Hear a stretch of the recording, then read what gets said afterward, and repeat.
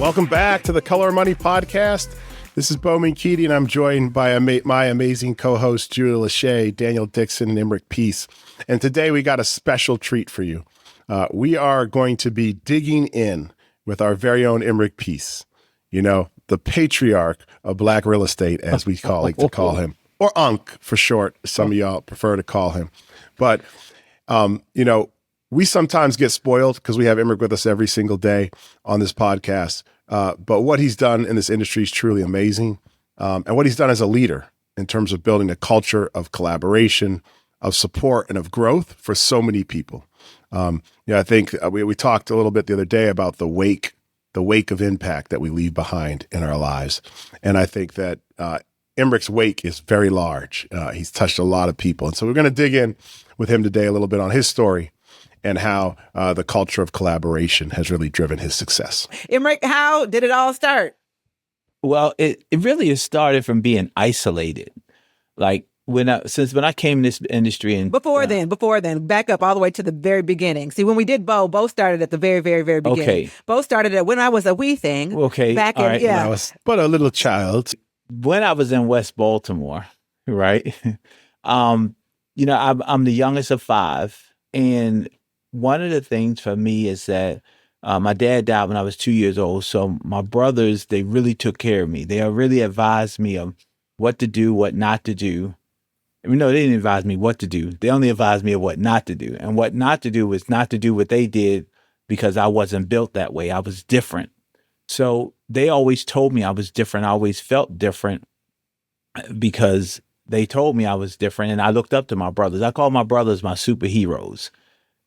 Because everything that I am, I believe I owe it to them because they looked after me. They took care of me. They made sure that I didn't do crazy. They didn't make sure I didn't do crazy things. They told me not to do crazy things. And I listened to them.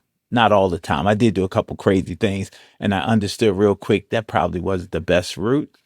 And even as a child, it was all about the people around me. And not that I was seeking approval, but it's the people around me, making sure I had good people around me. And I've always been a loyal friend. Right to the day, I got a friend. We've been friends since we were 5 years old. In his entire life, since 5 years old, he's 61 and I'm 60. He has not spent a consistent, not 8 years out of jail since he was 14 years old. We still friends right to the day. I already know when the phone call come up, I already know that he gonna call me and ask me to put some money on his books, and that's okay.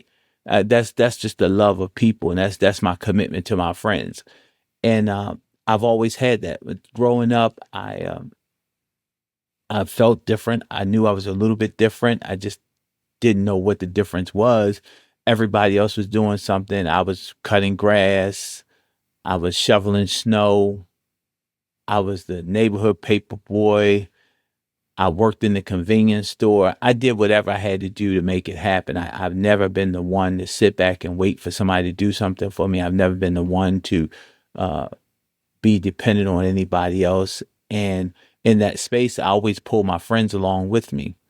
And so it was always a place of me just collaborating with other people to get things done. Even at an early age, when people wanted to get things done, they came and got me. And it felt really, really good because, again, when you have people around you and you like being around people, it works exceptionally well. And so I grew up in West Baltimore with a single family home. I have 3 birth brothers. And then when I was 12, my best friend, his grandparents died. And so that meant he was going to have to move to South Carolina. And my mother said, no, you don't have to move to South Carolina. You can come stay here with us. So he moved across the street to my house. And so that's my 5th brother. And it's always been that way. We've been together since we were 6. And so it was just one of those things where I always understood. My mother always instilled that you always make sure that you have good people around you and you always have great friendships. And the people who aren't your friends, you leave those people alone. Don't deal with people who you can't invite into your circle.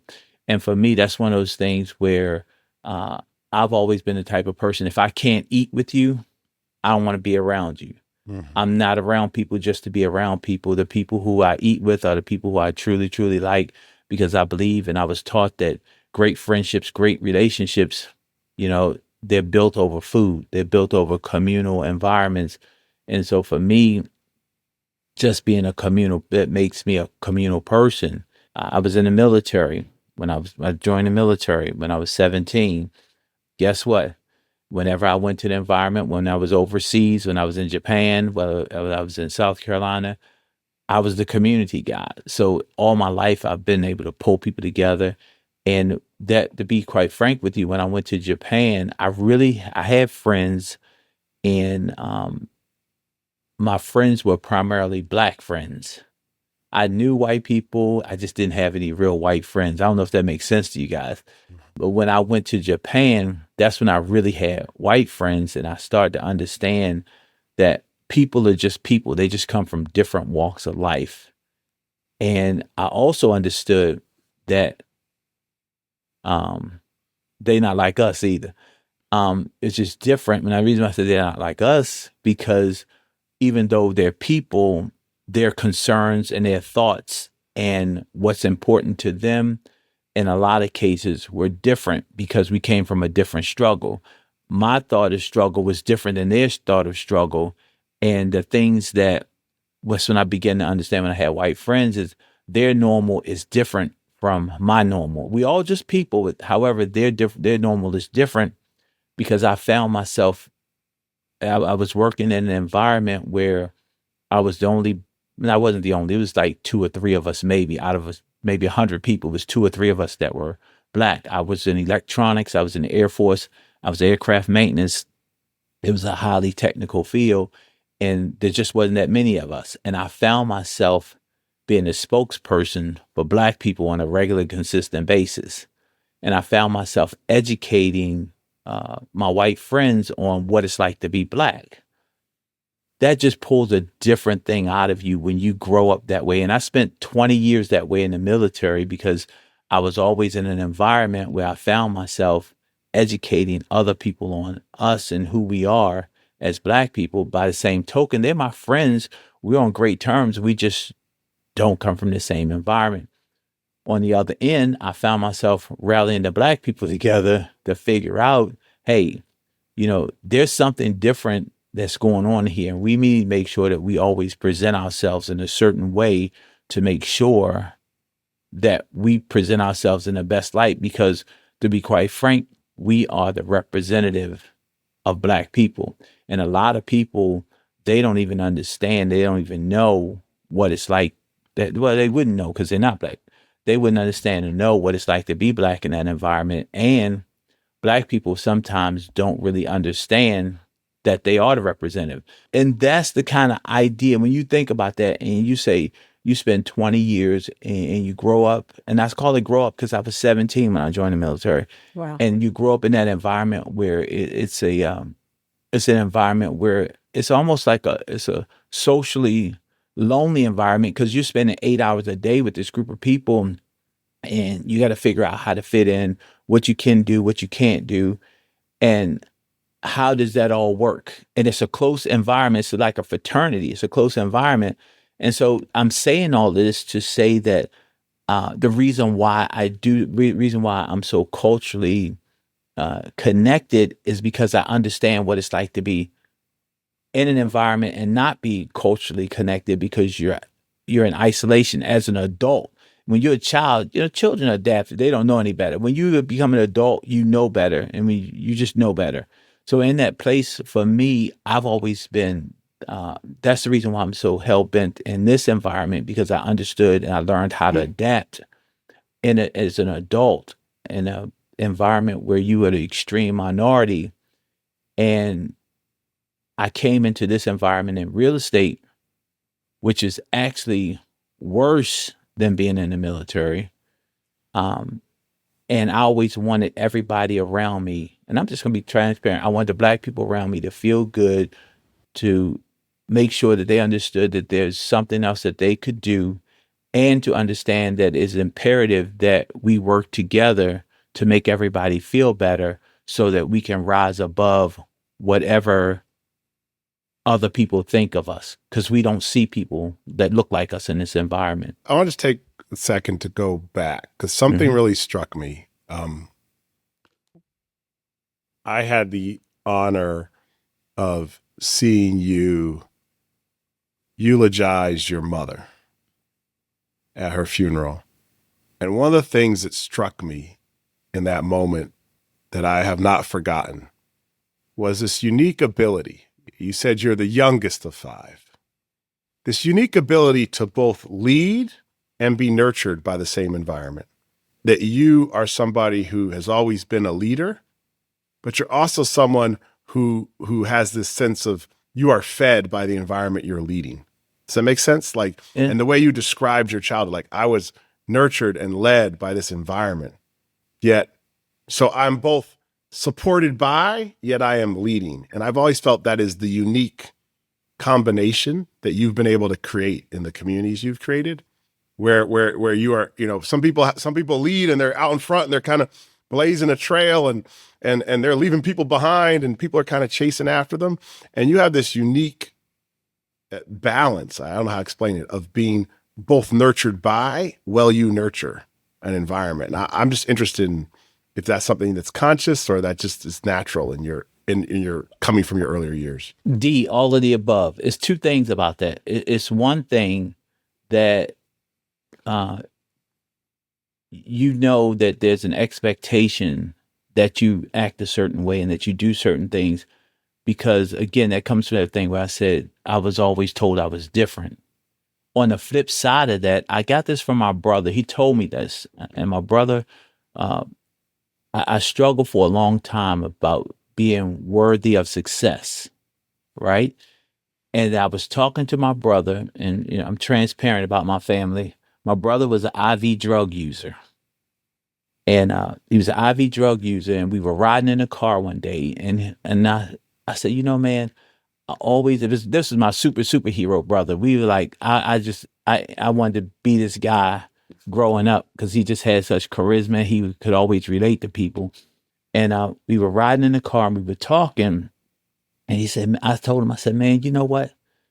I look at everything around me and I ask myself all the time, I said, why me? And then he looked at me and he said, why not you? And then on the flip side, he asked me a question. He said, Emerick, why is it that you never use drugs? And I looked at him and I said, why do you use drugs? And he couldn't answer that question. He said that was a defining moment in his life where he was sick and tired of being sick and tired. And he was clean. He became clean after that. And the whole idea of the way I can sum it up is this. He had a saying, he said, by the grace of God, there go I. And that's the way I believe that I live my life. By the grace of God, there go I.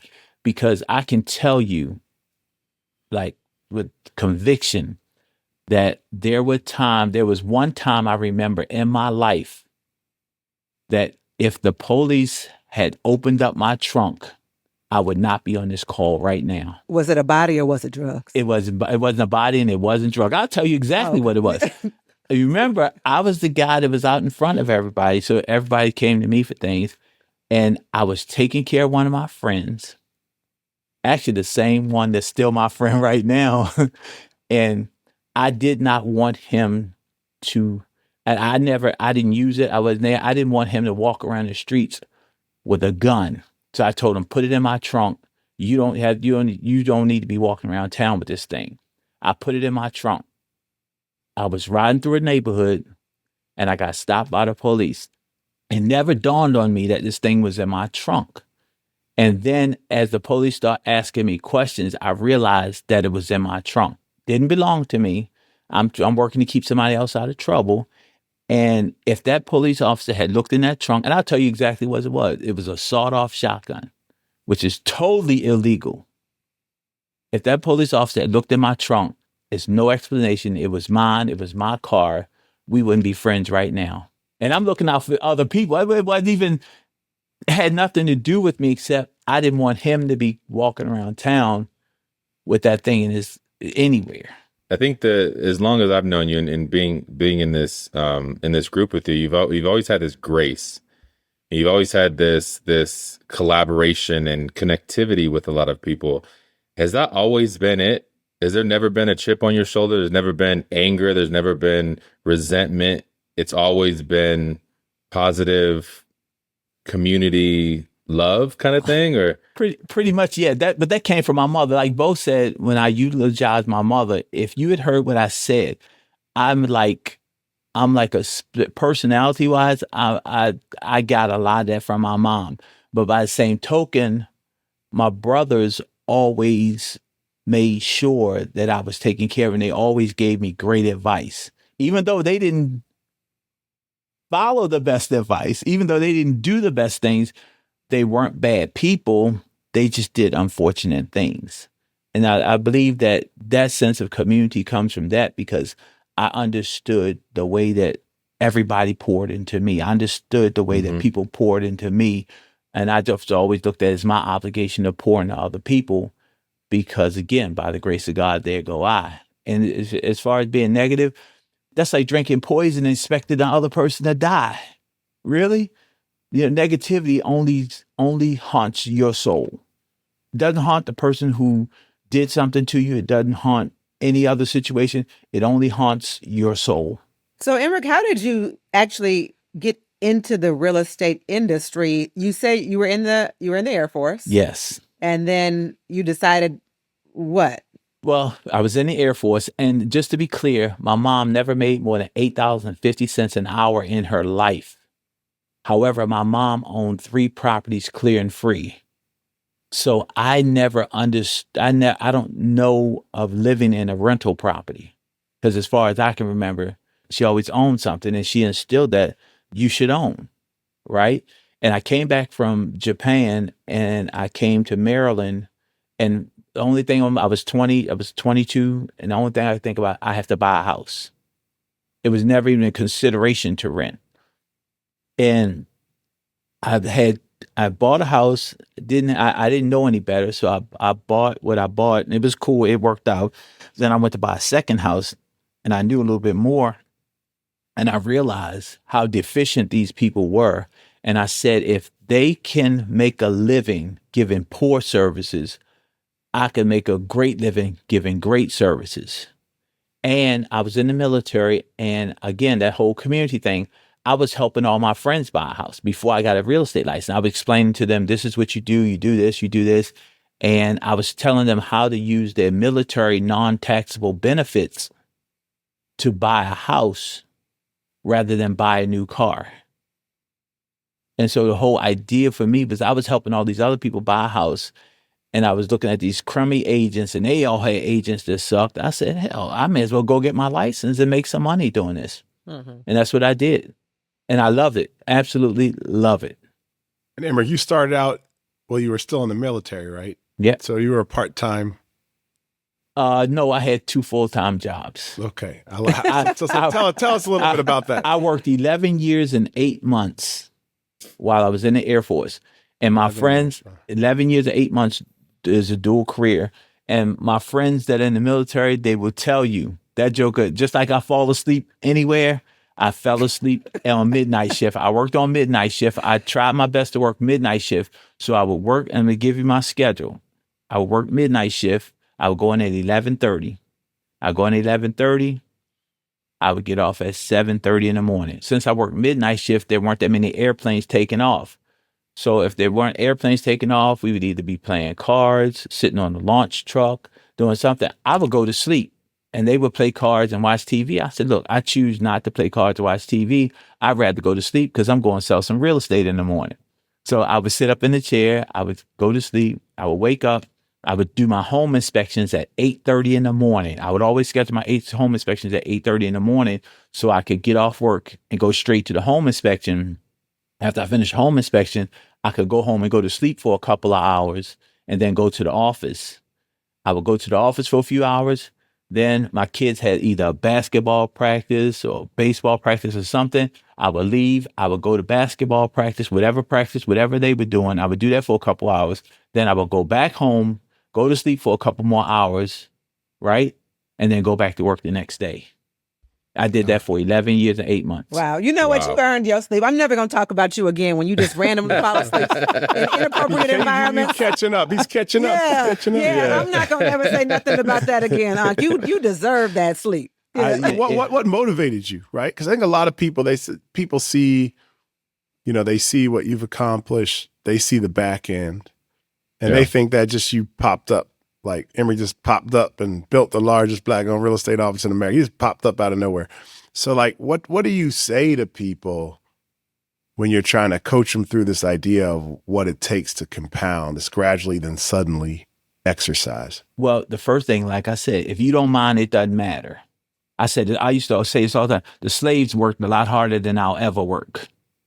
So whatever I'm doing, it doesn't even have a measure of what the slaves did. They woke up at the crack of dawn, before the crack of dawn, worked all day in the hot sun, into the night, didn't get paid, had to take care of whatever they had to take care of outside of working the fields or doing what they had to do, and had to get up in the morning and do the same thing over and over again. And you telling me that I can go to work, I can choose to make money, I can get paid, I can design my own life. What the hell am I complaining for? The other thing was that I said that I want my kids to have a better opportunity than I ever had. And I was not moving back to West Baltimore, even though I own a house in West Baltimore. So if my whole life melted down everywhere, right? I have a house in West Baltimore that I can move to, and I can live off of Social Security and my retirement check. And I could still be happy there to also, just knowing that I'm alive and I'm healthy. As you were winning selling houses, though, I mean, that's a brutal schedule. So, like, what was the goal? Was it a money goal? Was it just a comfort goal? Like, what was the goal? I'm being transparent. The goal was just whatever I do, I'm hell bent on being exceptional at it. So the goal was to help as many families as possible, be exceptional at selling real estate, and make sure that that I raised happy, healthy, well-adjusted adults that would not have a financial challenge. Until probably about 7-8 years in the business. Then my goal was to open up a real estate company that had 250 agents in a Black community, because what I saw in the Black community from the real estate profession, it was not what I saw in the white community. Let me be transparent. Bo, you know this. In Prince George's County, your offices look one way. You go to D.C., Montgomery County, Northern Virginia, it's a totally different aesthetic. I mean, and I thought that was unacceptable for our community. Why do we deserve less? Why should we get less? And why should we always? You don't even come to our county to get great real estate training, because there is none. We had to go to another jurisdiction. So in that space, I was driven to say, I want to open up a company where agents are appreciated. They come and they learn and they become well educated so that they can serve this community at a high level. More importantly, when you walk in the front door of that establishment, you know and understand that you're appreciated and that this is a place of great quality, and you can bring your friends, family, relatives, customers, and clients here and understand that this is excellence at a highest level.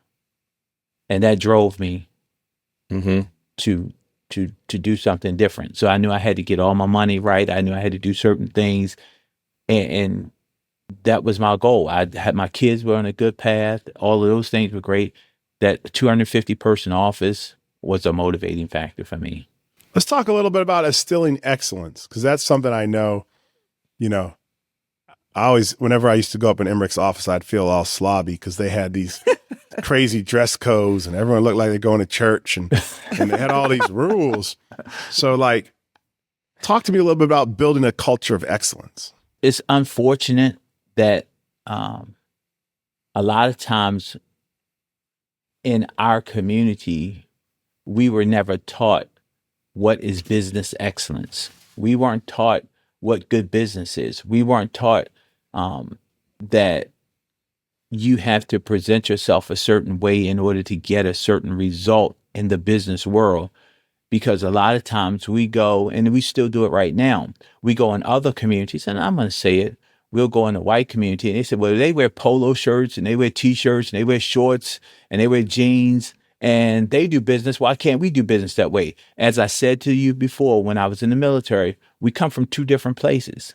And for me, I understood that in order for us to be the best people that we could be from a professional basis, we had to establish a culture of excellence. We had to have a dress code. We cannot take things for granted because nothing is given to us lightly.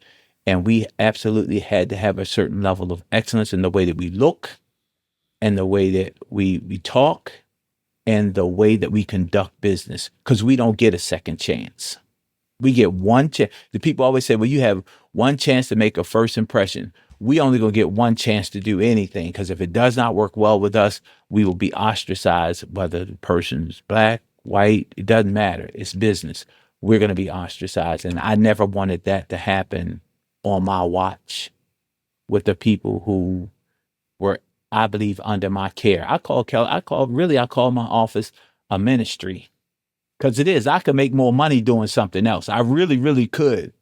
However, I'm committed to the people in my community to a different level. So, Emerick, when did you actually hit the 250 mark? And tell us a little bit about where the office is at now. We hit the 250 mark about right at about 3 years in. So in 2007, we opened up in 2004. Like around 2007, we hit the 250 mark, probably a little before that. And that's what I set out to do. I didn't even conceive 300. I didn't conceive 400. I didn't conceive 500.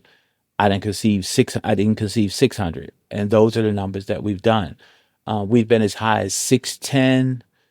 We've rolled back a little bit. We went back to 575, then we went to 6, then we came back to 550. Now we have 575 and growing. So we've been consistently above 550 for the past 7 years. Let me ask this is maybe a tough question, but one of the things that I've always struggled with in leadership in our industry is the structure of our industry is fairly transient, yet we're dealing with people, and people grow over time in environments that nurture them. And so as a leader in real estate, you pour into people, and anyone who's done this for a long time could tell you countless stories of people they poured into over time who then just one day wake up and say, hey, I don't need you anymore. I'm going to Capital Properties. no. And Emerick and I have lived this. We've lived this thing, right? Both on a concept idea. I call it the like Booker T. Washington, W.E.B. Du Bois. Like if you look at the history, it was like, where are we focused? Are we focused on building the base, which is critical to our community? Mm-hmm. Or are we focused on highlighting exceptionalism? Well, there's no exceptionalism if you don't have a base. Right? If you don't have an opportunity to both are critically necessary in our community. And then you put the real estate layer on top of that, where there's no tie and no loyalty. And so I'm interested, you've always been somebody, one of the things I admire most about Emerick's grace is that his heart for people has not been dampened in any way by having people, go through that process and then like run off to some other place or go here. Yes. And he still cheers them on. He still is happy about it. And so how do you do that as a leader? That's like an internal process as a leader that I know all of us sometimes struggle with in this industry, where we pour into people. We pour into people for years. I mean, I can tell you, I got an example. My EA from before I got into real estate, I brought him over. He made $18,000. He started making $950,000. And then he said, oh, Compass offered me a check for 75. You understand why I'm leaving? I said, do you understand what the last 15 years took to get you from here to here? But today it's like, okay, what's in it for me this year? So I'm doing this other thing. And I think everybody in real estate's experience, anybody who's been a leader with heart in real estate has felt the deflation of that experience. Yet, and I've seen you go through that. Wait a minute, Bo. I'm getting ready to show y'all something. I'm gonna show y'all something. Can y'all see my screen? Do y'all see what that That's says? your friend calling from jail? Yes. He wants that money on that JPay. And just so, Bo, let me tell you like this, and we've been through this like several times. Like, people come to our market center and they grow up and they start making more money. Their lives change. They're making more money than they've ever made. And matter of fact, they're making more money than anybody in their family makes. And then sometimes they'll say, well, I want to go over to Capital Properties because they're having a different conversation. So they go because they see Bo. Why you got to use another KW office? Use somebody else. No, because this is love. This is love. I mean, this is real. This is like real. This is real experience. So then they said, well, I want to go over to Capital Properties.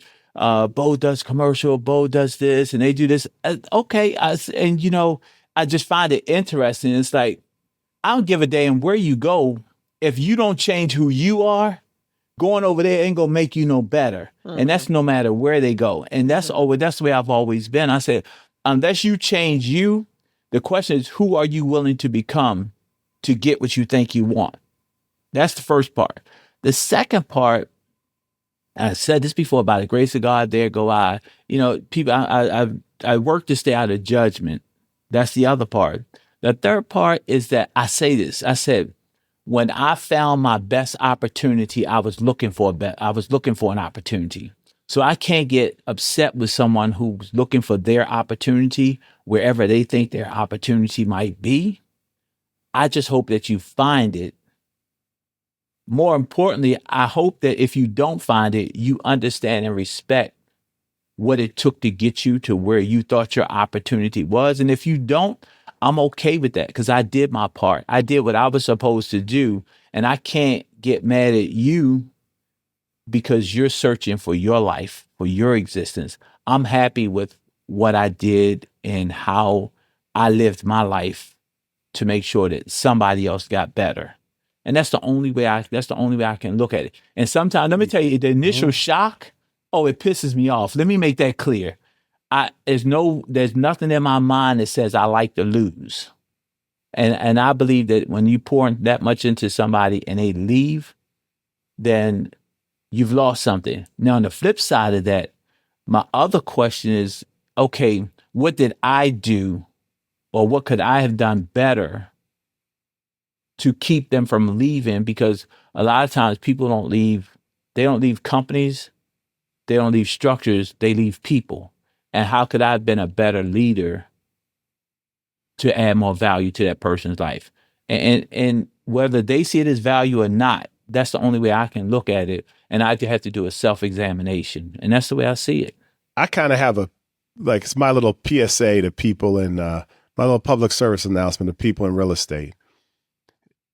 This is a business where you have an opportunity. It takes determination. It takes a lot of individual effort. It takes a lot of hard work. But I think if you really pay attention to the leaders that actually sustain and have great lives in this business, they're intimately aware of what made them. Regardless of what opportunity they take, regardless of where they go, regardless of what they feel they outgrew an environment and they were right or wrong about that, they have an understanding of what that contributed to them. And I've always thought, that's why I asked you that question in the beginning, that's one of the things that makes you so special in your grace. You don't say, I got out of West Baltimore.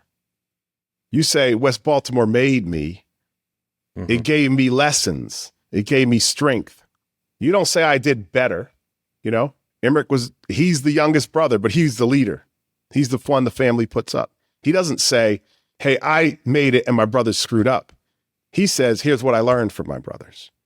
And I think that our entire industry could use a little Emerick Peace, where people stand up and say, God damn it, I might have been over there and that might have been tough and I might be in a better place today, but damn it, I learned something there. Somebody poured into me. Some place that someone might say West Baltimore ain't got no shit over there, but there was somebody pouring into somebody. There was somebody caring about somebody. And you are not where you are today because you did it alone. You were part of some community. And the way in which you honor that community, the way in which you honor that experience says much, much more about you than it says about the experiences and the places that you were. That's good. That's beautiful. That's a great That's place really to- good. Even if people were to leave you, that means that there's a little of Emerick Peace all out there wherever they went, right? And so thank you for that. Thank you for being you. Thank you for being the leader of the Black real estate agents. Thank you for being Unc, the patriarch of Black real estate. And what's I just kind of want to, before we end, I didn't want to mess up Bo's beautiful ending, but what is next for Emerick Peace? Coaching and personal development. Okay, there I'm working on it right now. I'm literally working on it right now. What does that mean? What that means, I'm working on a coaching platform. And let me tell you exactly what it is. And I'm going to put it in context of real estate people can understand. Everybody goes to a class. We go to a lead generation class. We go to Bold. We go to Ignite. We go to Win with Sellers. We go to How to Be More Productive. We go to Mike Ferry. We go to all these different coaching programs. And all these different training programs. When you leave the training program, why is it that these people don't have this like exponential growth? They have this tremendous growth because they know what to do, right? But then they still don't damn it do it. I want to tap into that space. Why don't you do what you do? And I believe that everybody has personal emotional triggers where they go back to some place in their life where somebody told them they weren't worthy, they didn't deserve it, and they have a certain amount of self-doubt where they sabotage themselves so that they can't be the best version of themselves. And I want to go into a space, into a mindset space with reality, not hypothetical. Like, what is it about you that keeps you from going to the next level? Not speaking in generality, other people, you. And I'm working on it. It's working well. I've taught a few classes to help people understand you got to deal with you. I don't give a damn where you go. You're going to take you with you. So you better figure out what's wrong with you to help you become a better person. And that's the space I'm going into, Daniel. I love it. Wow, you've heard it, man. That's a lot here. You guys don't have to miss out on this great learning education from the great Emerick Peace. You can join us every week here on the Color of Money podcast, where you can get and tap into that wisdom and continue to build a community that lifts everybody and leaves a wake of great impact behind you. So thank you, Emerick, for today. Until next time. This podcast is for general informational purposes only. The views, thoughts, and opinions of the guest represent those of the guest and not KWRI and its affiliates, and should not be construed as financial, economic, legal, tax, or other advice. This podcast is provided without any warranty or guarantee of its accuracy, completeness, timeliness, or results from using the information.